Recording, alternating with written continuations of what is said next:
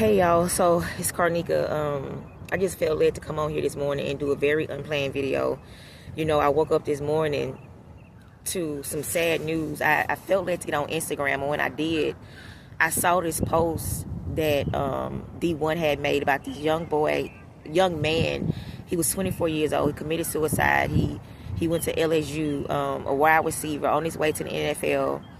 And I felt led to look more into his story, and I found out that he was involved in a hit and run back in December where somebody actually died. A 78-year-old man died. And so from that post that he made, I just really wanted to see who this young man was, because God has really been highlighting to me the age ranges from 18 to 25. I've been divinely running into young men his age where God has been having me minister to these young men. And the ones that I'm running into, one in particular, he was in trouble. Really, two was in trouble and having to face some kind of court situations. And, thank God that when he would have us to run into these young men, that he'll give us a word for them. We'll be able to pray for them and give them hope. But when I was looking into this young man's story, I felt led to go to his Instagram page just to kind of see who he was. And when I did, what really bothered me was the comment section. The things that people were saying to him.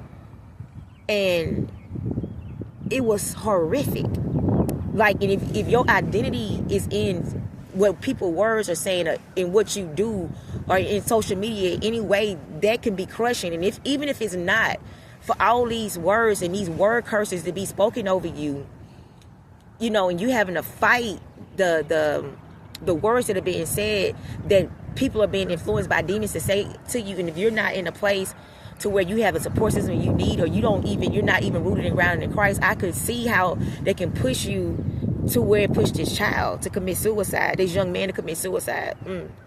Please bear with me as I share this. So I really felt led to come on here because I had a dream on Sunday, and mind you, I just found out about this morning. In the last week or so, God sent me two dreams about the next generation, one with my son and one with another young man, which was Sunday night.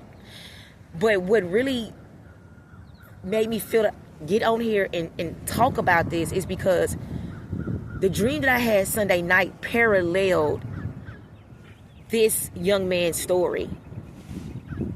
And I'm almost at disbelief, because it's like the Lord is saying, wake up, especially to my generation and the ones that went before me. Put our focus on this next generation, pouring into them, building them up, discipling them, so they can know who they are in Christ, and that they are more than social media status. They're more than what they do or what they gifted at doing. That God has so much bigger plans, for them. But in the dream that I had on Sunday, it was this young man that I saw. He was walking his dog, and I believe he was a Hispanic. And I feel like I need to highlight his ethnic, And he was walking his dog, and he seemed to be okay. But all of a sudden, I turn around, and he's running for his life. He's running towards me, and it was this fear that was over his face that I can't even explain to you that I saw. But it was like somebody that feared for their life. And he ran into his house, and all of a sudden I'm standing in the house that he ran into, and these guys, all these Latino guys, was trying to get into this house. And I was standing at the door, and I was like, wait a minute, they was like, we're trying to get to him. And I'm standing there, and I'm saying to myself, Lord, please give me something to say to these men that are trying to attack this young boy. And all of them looked like they was around the same age, in their 20s, their early 20s, young boys, young men. And I'm like, Lord, give me something to say. I'm thinking this in my mind in a dream, and all of a sudden, Lord just started giving me what to say to these young men. I started talking about Jesus. I just thought about sharing the Lord with them. And when I started to share Christ with them, they started to back down. And one of them even did a Catholic sign as I'm sharing. It's like they respected the gospel. They respected Jesus, and they stood down, and they left. And one stayed. He was like, I stay here. And he said, well, do you know what he did? And I was like, no, I don't know what he did. They say he killed someone, and I'm like, but Jesus still loves him. Even though he made that mistake, Jesus still loves him. And they don't give y'all the right to attack him. You know, and the dream shifted to this young lady that's around my age. And she's so upset with this particular young man. And she had no mercy for him. And I again said, well, have you not ever... Like, have you never made a mistake? This is what I'm saying in the dream. Have you never made a mistake? You know, thank God that he forgave you. In the same way he forgave you, he would want you to forgive this young man. You know, then the dream shift again, and this is a car with another group of people in. And it's another young woman that I went to church with when I was young. It was, you know, a Baptist church, and she was upset, and she didn't have a heart for this young man. She didn't want to forgive him. And she said to me, well, the person that he killed was my brother. And in that moment, how I viewed things still did not change. This child still deserved the mercy of God. He still deserved compassion, even though he made a mistake. Because this young man in the dream, I perceived in the dream that he was not the same person that he was then, right? And so I'm saying, well, ma'am, he still deserved forgiveness, you know. And I was like, I honestly feel like whatever your brother carried, this young man is going to pick up that torch and he's going to walk this thing out. It's like in a dream, God was showing me like the compassion and the mercy that he was going to show this young man was going to be in a way that whoever this was that he murdered in the dream, he was going to carry out this person's purpose as well. It reminded me of like Paul, when Paul, you know, was murdering the Christians, and how, you know, Jesus met him on the road of Damascus, and in that moment, Paul's life changed forever, and he didn't get off as well as people can think, because Paul lived a hard life, but he lived a life that was pleasing to God. And I just felt like that's what the Lord was saying. Like this young man was going to walk in some serious purpose. It's like he was going to pick up mantles of others that, specifically the young man that he killed in this particular dream. And I know it sounds crazy, but that's what the Lord was showing me in this dream. And to go back to the other dream that I was saying that I had about my son had did something in this dream, and the social media just went crazy. You know, it was things that people were saying in his comment section, and it was things that other people were saying that was uplifting him. But my son in the dream was so hard on himself. He was like, but I did this, but I made a mistake. You know, at that time I didn't know that God was just trying to get my attention. No, I need you to focus on this group, this age group. And to see what I saw this morning with this young man and him feeling like he had no hope and that the whole world was against him, y'all, that's tragic to me, because he did have hope. God, you know, God is a God of mercy. He's a God of compassion. And who are we to take that away from somebody, to make them feel like you're the worst of the worst because you made a mistake, when, you know, the same God that forgave us, like we act like we never done anything wrong, when indeed if God was to shed light on everything that we have done wrong, we'll try to run and hide ourselves, you know. And so I feel like when we don't show the same grace and compassion that God has shown us, because in this dream, like I said, it was somebody that was against this young man, didn't have any type of mercy in their heart, you know, towards him, and they were somebody in church. And then to go back to the young man and say, well, I live here, I was inside the house, I believe this house represented the body, I believe it represented the church, and he say, I stay here, you know. And like I said, they had respect for Jesus, they had respect for what I was sharing with them concerning Christ, and that's what made them back down. So I knew they were people who knew Jesus, and these were the people that was attacking this man, you know, because of the mistake he made. And again, he was a young man in his early 20s. And so the Lord's reminding me even now, when I came to visit in my hometown, me and my son had went to eat, and at a certain place we went to meet a friend of mine, and we went to eat, and our waiter was this young man who waited on us like months ago, maybe last summer. I can't remember how long ago this was. It could have been a year ago, I don't know. But we had our same waiter, and he was a young man as well. And he, I just felt led to check on him. Like, how you been doing since the last time, we saw you, because the Lord had us to minister to him the last time we saw him. I can't remember everything that was said in that time, but what I can say that he didn't forget that time. He was like, I tell people about y'all all the time and how y'all prayed with me, and I feel like, no, where are you today? How are you doing? And here's the thing with him. He was facing charges.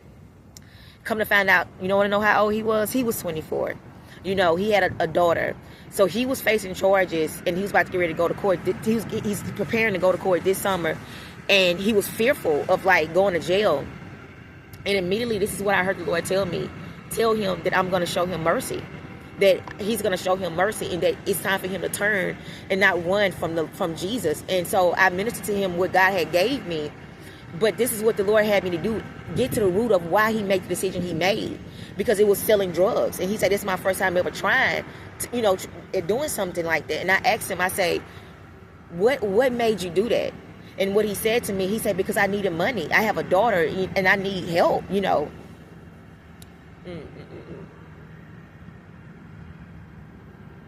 So the Lord had me to minister to him about who he is as provider.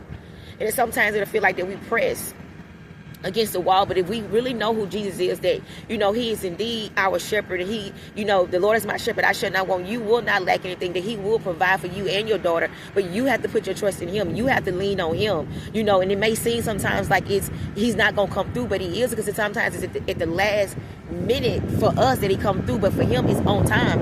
And sometimes we give up right before the breakthrough, like this baby gave up and he killed himself because he didn't have any hope. He didn't see how this was going to change for him. But indeed, it could have. Indeed, God could have showed him mercy. Indeed, his life didn't have to be completely taken away from this earth because of what he made. And I don't care what demonic demon want to speak to anybody who may be watching this video where he killed somebody through a hit and run. He should have never ran. Listen, he made a mistake. He didn't purposely kill this man. And even if he made the mistake and murdered somebody, that does not change the fact that Jesus still loved him and that God still have a purpose and plan for his life, right? And don't change that. And who are we not to show mercy and compassion when we indeed want it in return? And like I told y'all, I didn't plan to do this video this morning, but God has just really been highlighting the next generation to me. And my heart is just so broken and so grieved because they need us. And, what are we doing to disciple the next generation of young men and young women? And so, after talking to him, he gets lit up when we prayed for him, and he walked away with hope, the young man at the restaurant, and even, ministered to him about a job, a career, what is his desires, and just gave him my information. We pointed him to 2 different churches that we felt led that he could go to. One was my son's church and another was my friend's church. And not forcing the church on him. But if you feel led, listen, reach out to me and we gonna get you plugged in where you can at least start going to church and be connected in some way so you can have somebody to walk you through this season. And whenever you need prayer, please just reach out. And I just feel like that's what's happening. We have to make sure that we are sober and alert when we're not in the 4 walls of church. If you're at a restaurant and God say pray for somebody, we need to make sure that we're praying. We need to make sure that we're checking on people when God say check on people, right? And then let me share this. Okay, so in my hometown, I'm doing something. Let me hear from the Lord. Okay, in my hometown, I'm doing something called a fashion show / art exhibit called Impact the City. And the only reason why I'm doing this, the only reason why I feel like the reason why the Lord is leading me to do this is so that we can impact the next generation. There are things and visions that God has given me specifically for the next generation, how to get them discipled, how to pull them out of environments that's toxic to them. And it's for those that actually want it. And I actually presented this to the 24-year-old young man that I talked to. And I said, if this is something that was available for you right now, would you choose it? And he said, yeah, I think this will be, something that I want to do as far as the transition of hope homes, because we actually want to build homes that they can actually come and live in. And listen, it's so much into it. You can go to my website, CorneliaHooks.com, for more information about that. But y'all, I just really feel like the God is waking us up to the need that the next generation have for us to come and disciple. to pour into them everything that we have, and it's Jesus, right? To prepare them for life, to where their identity is not rooted in the words of people on social media, where their identity is not rooted in their gifting. So if everything was to come crashing down, they still know, even though it can feel like they oppressed, they can still know that I still have a life worth living. You know what I'm saying? And so we need help, you guys. We need help with the things that the Lord has called us to build for the next generation. That we need the resources to get it done and impact the city. The fashion show / art exhibit is a way for us to showcase and share our vision with everybody. So please go look at that. Pray about attending it. Pray about helping us in any way that you can possibly help us, because we want to impact the next generation. We want to help young men like this. And even though the age range for the home that we're building is for ages 12 through 18, but there is something that we're putting into play for ages 18 through 25. When I had the conversation with the young man at the restaurant, I knew that God was saying, I want you to turn your focus towards them as well. Build something for them. And so I've been praying into what that looked like, and I know a huge part of that's going to be discipleship, right? And listen, y'all, we need help to get it done. And I really feel like the Lord has really highlighted next generation to me. Like I said, I had the dream about my son. Let me say this too. When I came out of the dream, with the dream I had Sunday about the young man and the people wasn't showing him no compassion, no mercy, when I came out, I kept hearing mama, mama, mama. And I knew in that moment the Lord was calling me and so many others to mother the next generation. They need mothers, spiritual mothers, right? And we want to be that. We want to do that. We want to step up to the plate. I say yes to discipleship. I say yes to mothering the next generation. And there are other people that the Lord has had me to run into. One in particular that I'm not going to go into detail about, but I ran into somebody and I just knew, you need to go catch them. You need to pray for them. And it was a mother. Come to find out, God began to give me a download of something that was going on with their son. Come to find out, guess how old their son is, 24, what he's facing. He's facing time in jail too. You know, this is not a coincidence. And these kids need hope. These young men need hope, you know. And so please help us help them. Go look at more of the information about Impact the City, and just pray about what your part can be in helping us get that done. And so go to CarnikaHooks.com. And so, yeah, like I said, I didn't know what all this video was going to tell this morning. I just knew that I had to come on here and just share my heart. And a part of my purpose is the next generation. God has made that clear to go after them, and not just young men, but young women too. But right now, a huge focus is the young men. And that we will have a headquarters in the inner city in Shreveport, Louisiana, that will be targeting young men and young women. But the Hope Transitional Hope Homes would be specifically for young boys and to prepare them for life. So, and those that's been in some trouble, just like these young men been in trouble or did something, and need to be pulled out of those environments so they can be loved on, discipled, and prepared for life, and mothered and fathered. And so we'll share a complete vision on June the 8th. And so, yeah, y'all, this here is heart-wrenching. I can't, this young man just keep coming up that took his life because of the pressure of life, and it's time to do something about it. It's time to bring hope to the hopeless. And the only way we can do that is through Jesus Christ, because outside of him there is absolutely no hope. I love y'all. Please share this with the next generation. And the next generation, this is the message that I have for you. Jesus loves you, and he have a purpose and plan for you. And listen, social media, your identity should be in that. Your identity is not in your gift. Your identity needs to be in Jesus. He created you for a purpose and plan on this earth, and he's gifted you with gifts just so that he can be glorified through those. It's not to just go out there and make money or show off. No, your gifts have purposes beyond what you may know today. And outside of Jesus, you'll never know who you are, you know. And you are not what the people are saying about you on social media. You are not what the voices in your mind are saying about you if it doesn't align with the fact that God has a purpose and plan for you, and there's hope in him. And so if anything is trying to tell you take your life, any voices are trying to tell you to take your life, any voices are trying to tell you that you're not worth anything, those are lying voices, and those are natural voices. You are worth more than you can ever know. God created you with a purpose, right? He created you. He see you as valuable. No matter what mistakes you made, you are valuable to him, and he loves you. And there are people that love you beyond your mistakes, okay? And that, you know, you may fall down 1, 2, 3, 4, 5 times, but get back up, because you still have purpose. You got to keep going. Don't let that one mistake identify who you are. That one mistake is not who you are, right? Get up, keep going. There's purpose.